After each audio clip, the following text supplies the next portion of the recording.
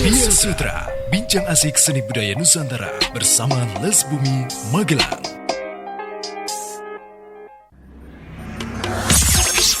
Sesaat lagi Anda ikuti bincang asik seni budaya Nusantara Via Sutra bersama Les Bumi Kabupaten Magelang.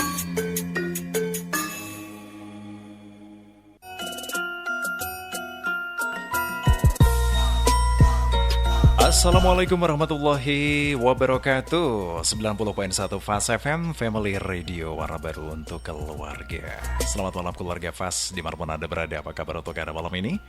Semoga di malam ini dalam kondisi yang sehat ya, tidak kurang satu apapun ya, sehingga untuk Anda malam ini yang sedang istirahatnya lebih nyaman gitu. Apalagi ditemani dengan dialog kesayangan Anda dalam program Via Sutra. Bincang asik seputar seni dan budaya Nusantara yang dimana malam ini tentu akan kita hadirkan untuk Anda setiap hari Senin dari pukul 20 hingga 21 waktu Indonesia Barat. Untuk edisi Senin 31 Juli 2023 di penghujung Juli, kita juga tidak sendirian keluarga Fas ya, karena di malam ini hadir langsung Ketua Les Bumi Magelang kita tercinta, Magelang Raya, di mana beliau juga sosok yang dari beberapa hari kemarin belum sempat hadir. Malam ini spesial di penghujung Juli hadir untuk Anda bersama Kang Abed. Assalamualaikum Kang Abed. Assalamualaikum warahmatullahi wabarakatuh. Selamat malam keluarga Fas dimanapun Anda berada. Semoga selalu sehat walafiat, tidak kurang suatu apapun. Alhamdulillah. Alhamdulillah Mas Dimas, malam ya. hari ini saya bisa hadir kembali setelah berapa minggu atau mungkin bulan, saya sampai lupa ini. Sekian episode ya. Iya. Oke. Tapi memang karena kita juga teman-teman Les Bumi ini sangat banyak sekali, dan Betul. bidang yang kita garap itu juga sangat banyak, sehingga memang rasanya tidak pantas juga jika hanya satu kepala yang menyampaikan. Nah, dari berbagai macam sudut pandang saya kira akan lebih komprehensif, akan lebih komplit disampaikan oleh teman-teman seluruh penggawa-penggawa Les Bumi yang ada di Magelang ini. Oke. Kami juga mengucapkan selamat malam untuk rekan-rekan kita yang ada di Les Bumi Magelang yang mungkin malam ini sedang mendengarkan di 90.1 Fast FM, atau malam ini juga kita live di Instagram ini, Kang Abed ini ya. Iya, selamat malam. Iya, selamat malam keluarga Fast yang ada di Magelang, dimanapun Anda berada. Di malam ini kita akan diskusi, ngobrol santai, asik terkait dengan tema yang akan kita angkat, yakni perihal tradisi upacara suronan gitu Mas Abed ya. Iya. Kang Abed ini kalau kita ngomong suronan ini kan banyak sekali, kalau generasi milenial ini belum tahu banget gitu. Taunya cuman suronan itu wah susana. Suronan itu ngubah keris ya. Iya. Atau bagian hal-hal yang dikait-kaitkan dengan sesuatu yang mistik saja ini. Iya. Kang Abed, mungkin bisa kita sampaikan. Iya, baik keluarga Fas, kita akan sama-sama menelaah, sama-sama mengingat kembali dan belajar bagaimana kita ini ditakdirkan menjadi orang Nusantara, dan khususnya orang Jawa. Orang Magelang itu banyak sekali orang Jawa ya, meskipun kalau sekarang ya multi etnis.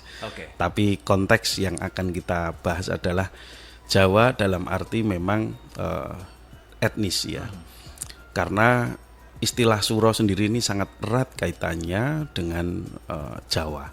Nah, kita akan coba bersama-sama mengupas apa itu suro. Tapi sebelum ke suro, saya ingin mengajak dulu bahwa kita masyarakat Indonesia hari ini mengenal 3 penanggalan atau 3 kalender. Ya, yang pertama Masehi, yang kedua ini adalah kita memakai Hijriah, khususnya umat Islam, dan yang ketiga adalah penanggalan Jawa. Nah, 3-tiganya ini masih dipakai oleh kebanyakan orang Jawa. Nah, ini kalau kalender Jawa ini digunakan mulai tahun 1633 Masehi. Ini pencetusnya adalah Sultan Agung Hanyokrokusumo. Ini Raja Mataram Islam yang berkuasa tahun 1613 sampai 1645.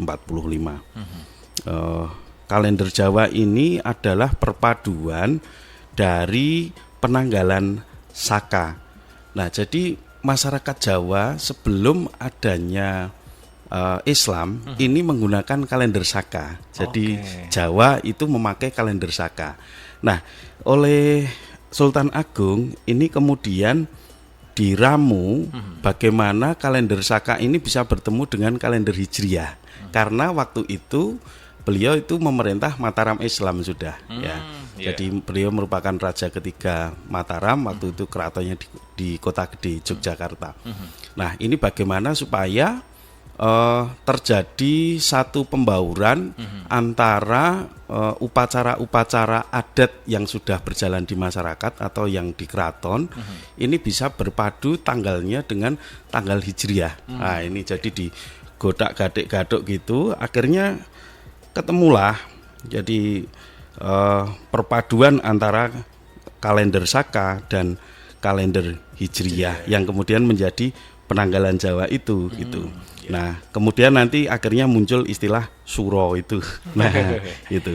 Nah, dasar membuat kalender Jawa itu yaitu tadi Sultan Agung menginginkan agar perayaan adat oleh keraton dan hari besar Islam ini dapat terjadi dalam waktu yang bersamaan. Ini yang menjadi dasar Sultan Agung membuat kalender Jawa. Nah, kemudian kapan kalender ini mulai diterapkan? Nah, Sultan Agung ini melakukan perubahan ini pada hari Jumat Legi saat pergantian tahun Saka 1555. Nah, yang ketika itu bertepatan dengan tahun baru Hijriah 1 Muharram 1043 Hijriah. Kalau Masehinya 8 Juli 1633. Ini komplit sekali. Nah, penanggalan yang baru itu tidak mengganti hitungan tahun Saka. Jadi tahunnya tetap memakai tahun Saka 1555. Makanya tahunnya tetap tua Jawa itu. Lebih tua ya? Iya, karena ikut tahun Saka, bukan ikut ketika Sultan Agung membuat kalender baru. Bukan ya? Bukan. Jadi tahunnya ikut Saka, tetapi tanggalnya itu ikut Hijriah disamakan. Nah, itulah yang akhirnya menjadi penanggalan Jawa. Nah, tetapi ini diteruskan dengan penyesuaian godak-gadek-gadok itu sehingga perhitungannya berdasarkan pergerakan bulan. Jadi kalau yang Saka tadi itu memakai perhitungan perputaran matahari. Nah, kemudian untuk yang Jawa ini akhirnya ikut Hijriah. Hijriah kan pakai bulan. Ya, Hijriah kan pakai perputaran bulan. Itu. Nah, kemudian ini ada penyesuaian sedikit, tetapi saya kira ini sama ya, dan ini penting untuk anak-anak milenial, anak-anak muda. Kalau yang kita kenal sekarang adalah kalender Jawa itu Suro, Sapar, Mulut, Bakdo Mulut, Jumadil Awal, Jumadil Akhir, ya toh, Recep, Ruwah. Setelah Ruwah itu biasanya poso. Ruwah itu kalau kita sering bahas itu ngrumat arwah. Oh, itu berarti meh sasi poso. Poso terus Sawal. Setelah Sawal Dzulkaidah, terus Besar. Nah, itu nama bulan dalam kalender Jawa. Kalau dalam kalender Hijriah ya sudah jelas itu. Kita Suro itu sama dengan Muharram. Ya, itu. Sapar itu kalau dalam kalender Hijriahnya Safar. Ya, berbeda sedikit aja. Karena istilah logat Jawa aja deh. Safar jadi Sapar. Saparan. Sebentar lagi Mas, karena ini kan Muharram ya. Muharram ini sudah lewat tanggal 10, sebentar lagi nanti Safar. Nah, kalau di gunung-gunung, di Pakis, Gerabak, Ngablak, kemudian daerah sana Windusari, Kajoran itu sebentar lagi akan banyak peristiwa Saparan. Nah, nanti bulan Saparan kita akan bahas Saparan juga. Kemudian Rabiul Awal, Rabiul Akhir, Jumadil Awal, Jumadil Akhir ini sama ya. Kemudian Rajab ya, bulan Rajab ya. Kemudian Syakban, nah, Syakban ini kalau ya yang tadi yang ruwah itu kalau tadi. Jawa. Kemudian Ramadan kalau di Jawanya itu poso. Kemudian Syawal ini sama, bedanya hanya pakai Y aja, Sawal sama Syawal. Kemudian Dzulkaidah dan Dzulhijjah atau bulan haji. Nah, itu perbedaannya.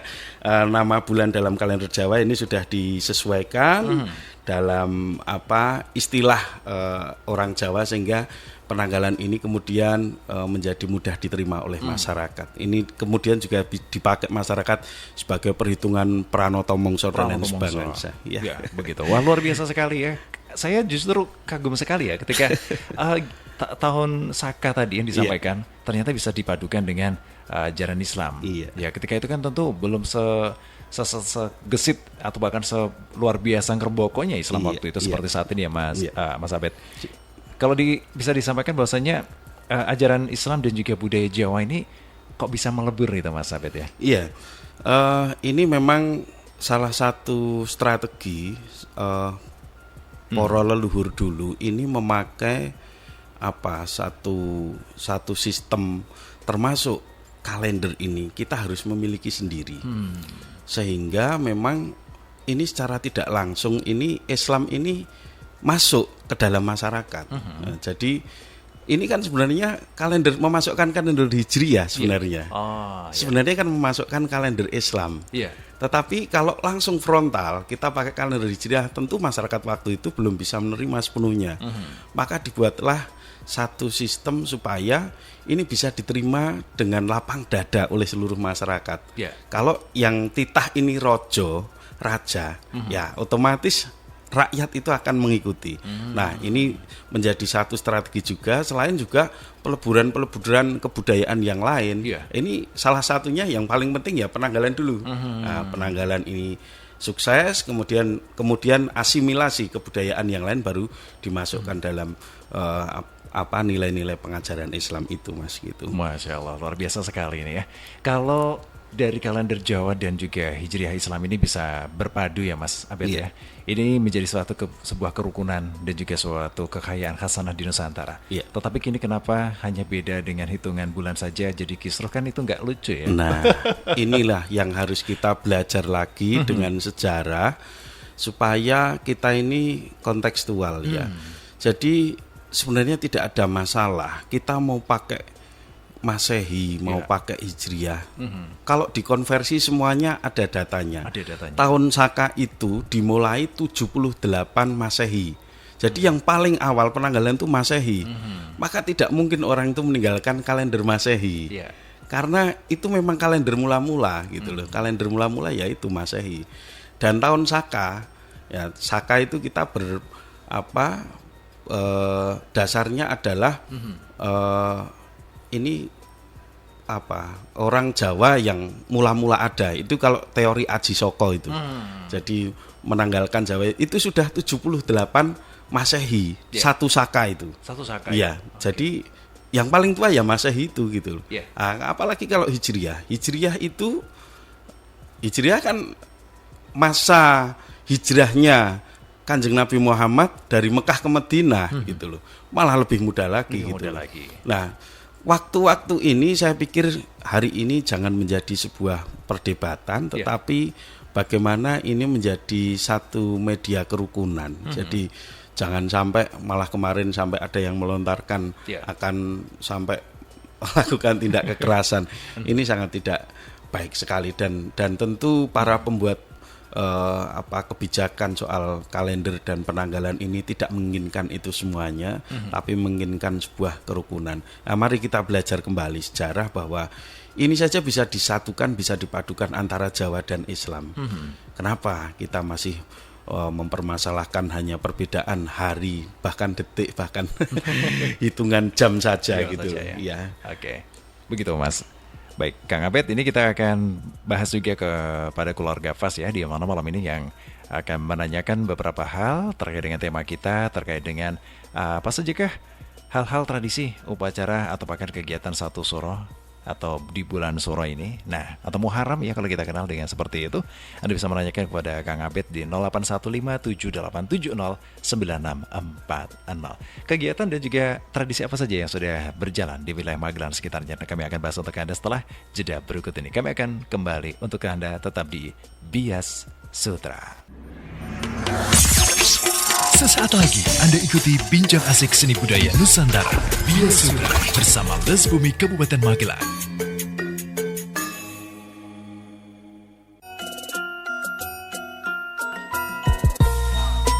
Bias Sutra masih Anda dengarkan dipancarluaskan dari Jalan KH SMA Syari nomor 7 Pakutan Tegarjo Magelang, di mana kita mengangkat tema yang cukup menarik keluarga Fas terkait dengan Suro. Wah, kalau tadi sudah panjang lebar bersama Ketua Lesbumi Kabupaten Magelang ya, ada Kang Abed.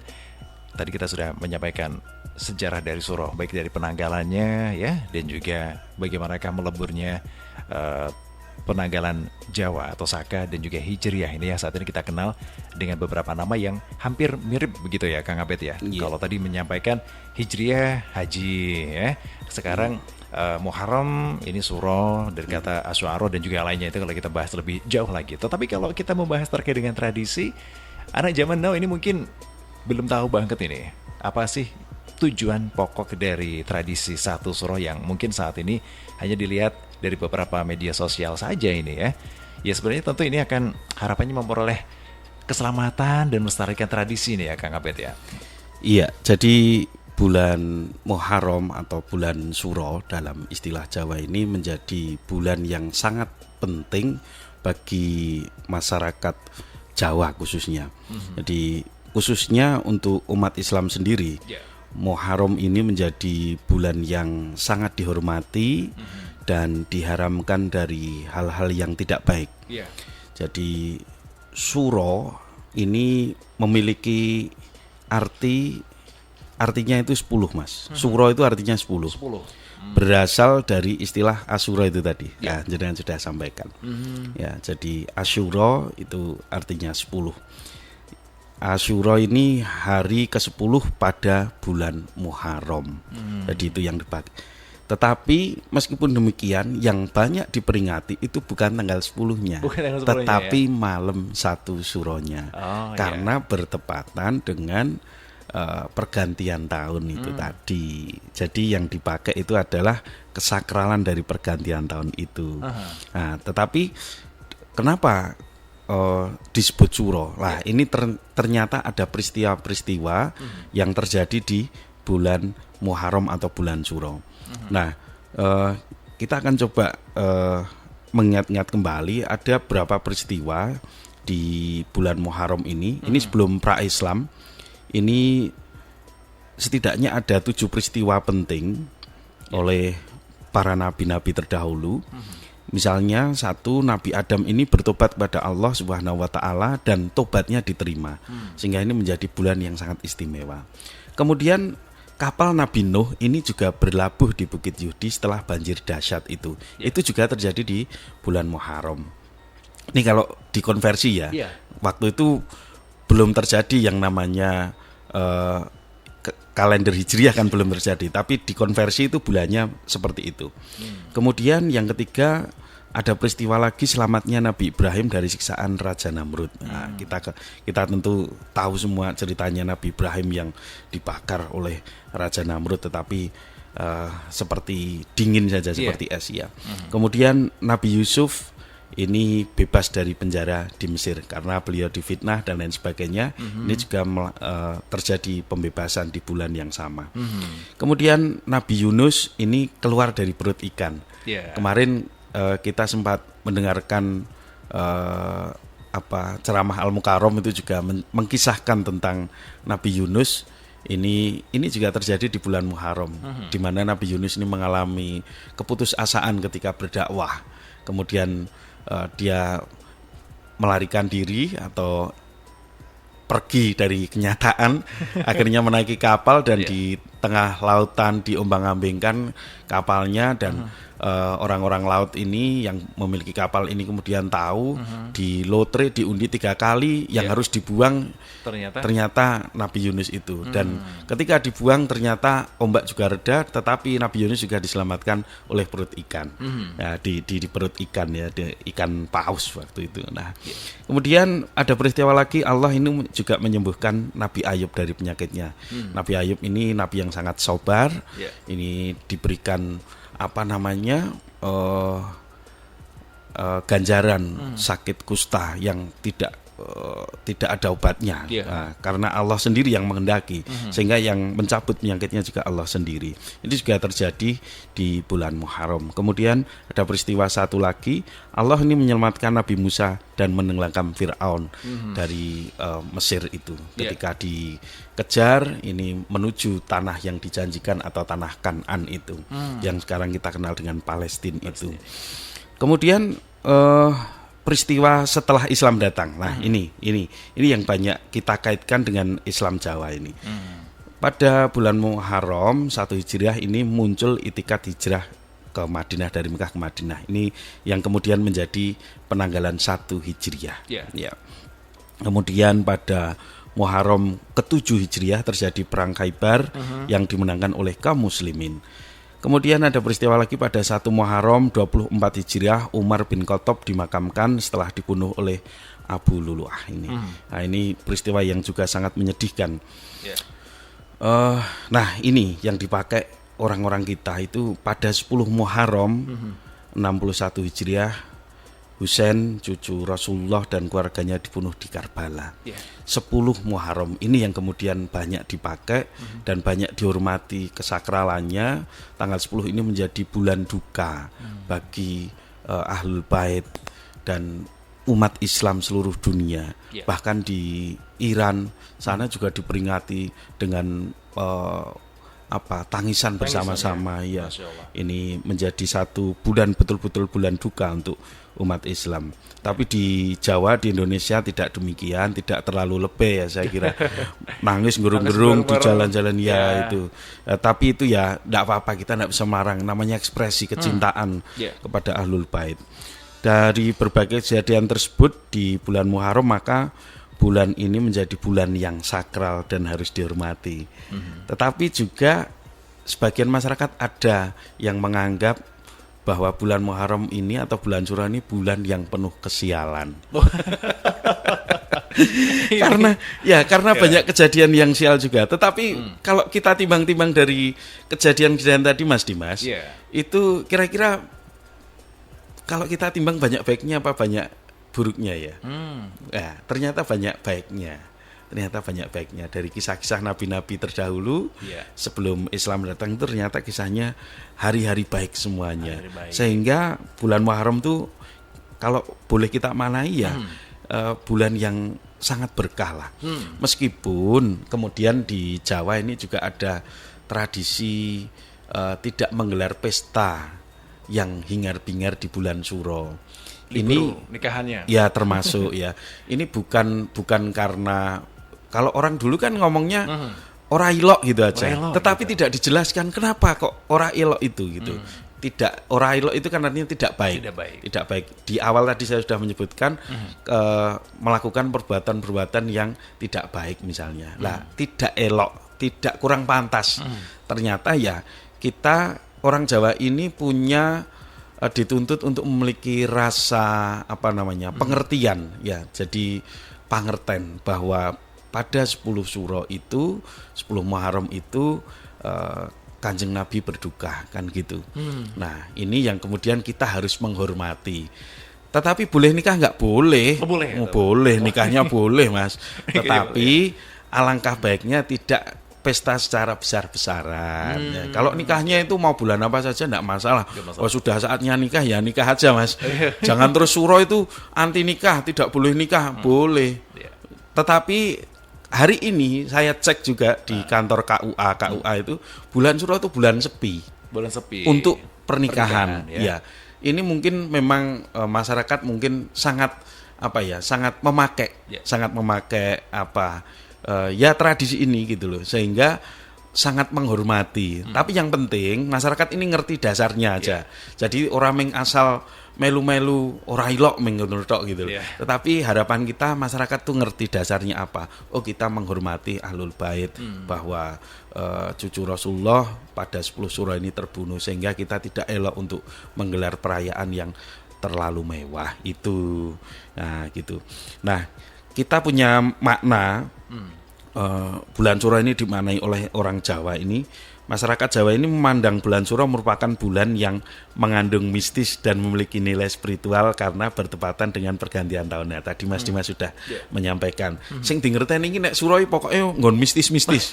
Nah, kemudian malam Suro ini juga dimaknai sebagai malam yang keramat dan sakral. Wah, medeni masih di mana momentum gerbang gaib terbuka. Pergantian waktu tersebut merupakan bertemunya antara dunia gaib dan dunia nyata. Jadi ini oleh orang Jawa, kenapa Suro ini akhirnya keramat? Karena dimaknai seperti itu. Jadi pada malam Suro itu ada bertemunya antara gerbang gaib dan gerbang dunia nyata. Sehingga ini dimanfaatkan, waktu itu dimanfaatkan betul oleh orang-orang Jawa untuk berbagai ritual. Nah, gitu. Bulan Suro merupakan, nah, ya ini makna yang ketiga. Orang Jawa juga memaknai bahwa bulan Suro ini merupakan bulan prihatin. Maka tidak tepat melakukan pesta-pesta yang hingar-bingar karena berakibat tidak baik jika dilanggar. Nah, ini bisa dipercaya atau tidak.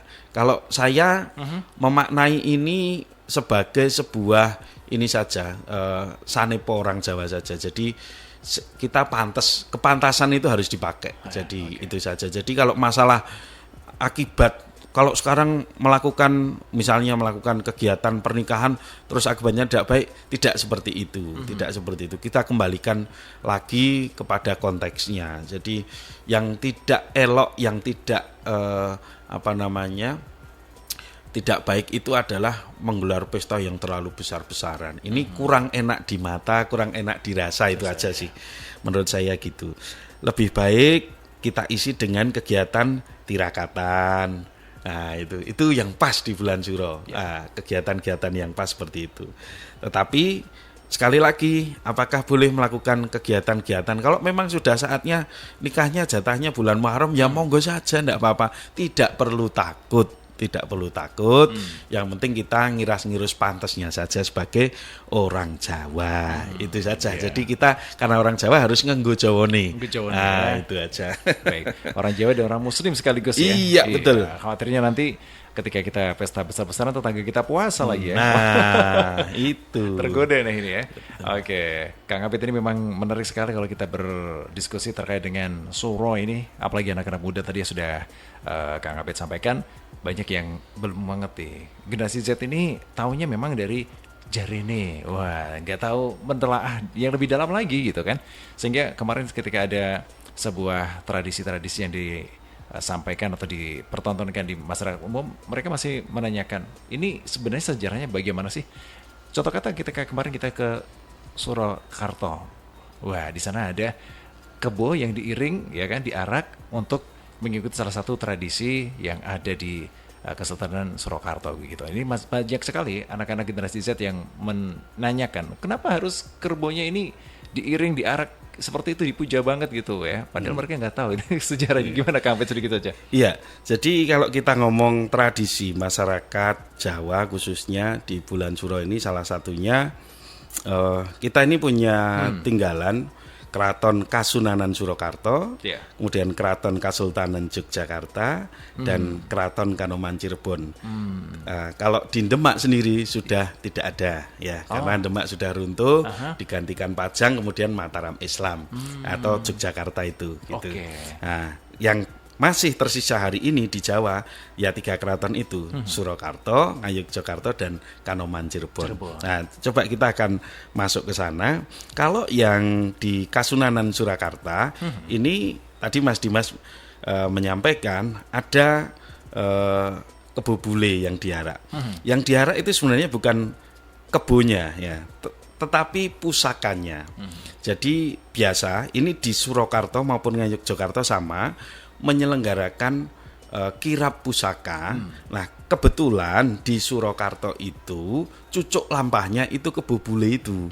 Jadi yang diarak bukan kebunnya ya, pusakanya. Jadi pusakanya itu di belakangnya kebo bule itu. Yang di depan itu adalah kebo bule. Lah, kenapa kebo bule itu? Jadi kebo bule ini adalah kisahnya waktu itu, ini merupakan persembahan dari Bupati Ponorogo untuk Pakubuwono kedua. Ini terjadi sekitar abad 17 ketika Pakubuwono II ini mengungsi ke Ponorogo karena di Kasunanan Surakarta ini terjadi pemberontakan. Nah, ini kemudian Pakubuwono II ini mendapatkan wisik atau bisikan gaib bahwa untuk menyelamatkan pusaka-pusaka yang ada di keraton ini dengan kebo bule. Nah, kebetulan Bupati Ponorogo waktu itu memiliki kebo bule. Kebo bule itu ya kebo yang warnanya putih kemerah-merahan lah, ya kaya londo gitulah istilahnya. Jadi kebo blasteran itulah gitu. Nah, bukan kalau kebo di kita kan hitam-hitam Mas. Nah, ireng-ireng itu. Nah, kalau ini kebo bule itu memang mungkin dari sana ya, mungkin dari barat kita, mungkin dari Portugis itu mungkin gitu loh. Ada perpaduan dari sana. Nah, itu yang kemudian digunakan untuk cucuk lampah atau mengawali beberapa pusaka yang dimiliki oleh Keraton Kasunanan Surakarta. Misalnya di keraton itu ada pusaka Kanjeng Kiai Baru, Kebo Mas, Berikat, Bathok, Kertoraharjo, Kanjeng Kiai Jompong, Tombak Kiai Slamet. Nah, jadi Kiai itu kalau di keraton itu jadi nama pusaka Mas. Jadi anak-anak pondok ini harus ngerti ya. Ini perbedaannya. Memang kenapa kemudian nama kiai dipakai di pesantren menjadi satu figur utama. Ini kita akan bahas di sesi berikutnya. Ini karena butuh pembahasan lagi ya. Kenapa kok kiai ini jeneng pusaka kok tadi sebutan yang masyhur untuk kalangan pesantren. Nanti kapan-kapan kita bahas. Nah, kita karena ini temanya adalah tradisi masyarakat di bulan Suro. Nah, kemudian yang berbeda sedikit dari Kasunanan Surakarta dan Kasultanan Ngayogyakarta. Kalau di Ngayogyakarta sama-sama ngarak pusaka, tetapi dengan topo bisu. Nah, gitu. Ini kalau di berita-berita pasti muncul itu. Jadi lampah mubeng beteng, topo bisu. Orang masyarakat boleh mengikuti kirap itu, sama yang dikirap pusaka tetapi juga tidak boleh berbicara, tidak boleh merokok, pokoknya diam ya, namanya bisu itu bisu ya. Itu adalah sebagai cerminan kita merefleksikan kemudian kehidupan ini seperti apa, kemudian tadabur, kemudian yang ketiga juga muhasabah, kita mendekatkan diri kepada Tuhan yang Maha Kuasa. Jadi intinya adalah sarana introspeksi dan mendekatkan diri pada Tuhan. Sebelum memulai ritual topo bisu itu juga biasanya akan ditembangkan dulu tembang-tembang mocopat sebagai pepeling ya. Yang intinya adalah doa dan harapan dalam peringatan menjelang detik-detik 1 Muharram itu atau 1 Suro itu. Nah, kalau tradisi yang di Ngayogyakarta ini sudah dimulai dari Hamengkubuwono kedua dan turun-temurun sampai hari ini ya. Kemarin mungkin sempat berhenti ketika COVID ya. COVID karena memang untuk menghindari kerumunan, atau mungkin dilakukan tetapi hanya internal saja. Nah, yang berbeda lagi di Keraton Kanoman Cirebon, ada yang beda lagi. Kalau di Keraton Kanoman Cirebon ini muncul istilah namanya bubur suro. Nah, ini ternyata dari sana. Bubur suro kita juga kenal. Kemarin saya juga dibuatin bubur sama ibu mertua itu juga membuatkan bubur suro. Nah, bedanya dengan bubur biasa atau buburnya Mbak Yem di Blondo itu. Itu bedanya adalah bubur itu dicampur dengan hasil bumi. 9 hasil bumi yang kependem. Ada kacang-kacangan, ada telo, ada wortel, kentang dan lain sebagainya itu dicampur. Itu perbedaannya bubur suro. Jadi tetapi ini akan menyesuaikan di tiap daerah kemungkinan ya. Jadi karena tidak hanya di Cirebon saja, mungkin ada beberapa daerah yang memakai kearifan seperti ini. Ini juga intinya adalah kalau bubur suro ini ada yang mengistilahkan ya ini yang penting mengeluarkan sedekah. Nah, gitu. Di bulan suro mengeluarkan sedekah. Atau ada yang memakai ini peristiwa tadi kan salah satunya adalah peristiwa Nabi Nuh selamat. Kapalnya itu sudah semende lah ya, sudah mendarat di satu tempat. Nah, itu ada makanan terakhir yang hari itu. Kemudian dicampur semuanya dan peristiwa membuat campur aduk dari berbagai makanan dibuat bubur itu, itulah yang diperingati menjadi bubur suro. Nah, ini terserah ini mau dimaknai yang seperti apa, tetapi saya kira dua peristiwa ini mengeluarkan sedekah atau ini memperingati ketika Nabi Nuh ini kapalnya selamat dari banjir, ini juga peristiwa-peristiwa yang sama-sama penting untuk kita maknai. Masya Allah, luar biasa sekali nih Kang Abed ya. Oke, keluarga Fas, tentu sejarah diterimanya kehadiran Islam di Nusantara dengan kondisi keagamaan masyarakat yang menganut paham waktu itu animisme ya, Hindu-Buddha, tidak bisa dilepaskan dari cara dan model pendekatan dakwah para mubalik Islam kala itu yang ramah dan bersedia menghargai kearifan budaya dan tradisi lokal. Luar biasa bukan? Untuk Anda yang baru saja mendengarkan di 90.1 Fas FM terkait dengan tradisi dan juga beberapa kegiatan di bulan Suro, kami akan bahas kembali untuk Anda setelah jeda berikut ini. Kami akan kembali untuk Anda. Bia Sutra untuk Anda keluarga Fas malam ini sampai juga di penghujung detik-detik terakhir kita.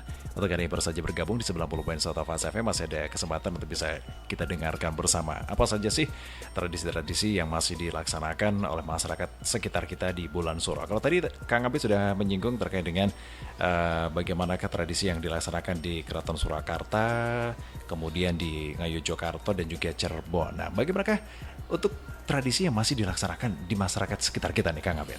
Iya, jadi tadi kita sudah membahas yang di Jeron Beteng istilahnya. Jeron Beteng, Jeron Beteng, keraton ya. Nah, tetapi jangan lupa bahwa di Jobo Beteng itu ada masyarakat luas yang juga hidup dan juga mengikuti titah-titah dari sang raja. Nah, ini yang masih dilakukan oleh masyarakat hingga hari ini. Nah, misalnya di masyarakat luar ini, di masyarakat Jobo Beteng ini juga memiliki tradisi-tradisi di bulan Suro yang sama-sama dilaksanakan. Tetapi dia mungkin lebih kecil, bersifat individu atau komunitas atau komunal saja. Misalnya tradisi Jamasan Pusoko, ya, Jamasan Pusoko atau sesuci ini juga biasa dilakukan pada malam bulan Suro.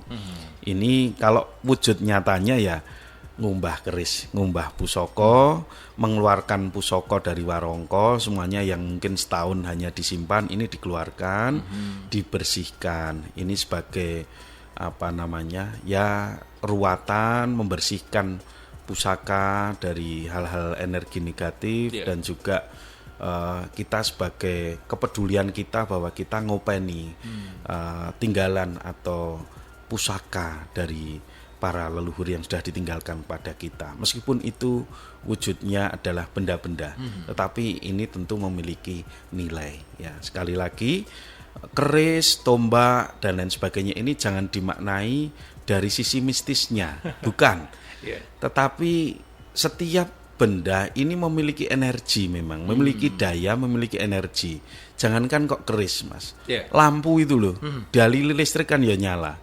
Itu kan sama memiliki energi gitu loh. Jadi sama halnya keris, tombak dan lain sebagainya itu memiliki energi ketika dia sudah ketemu dengan sumber energinya gitu.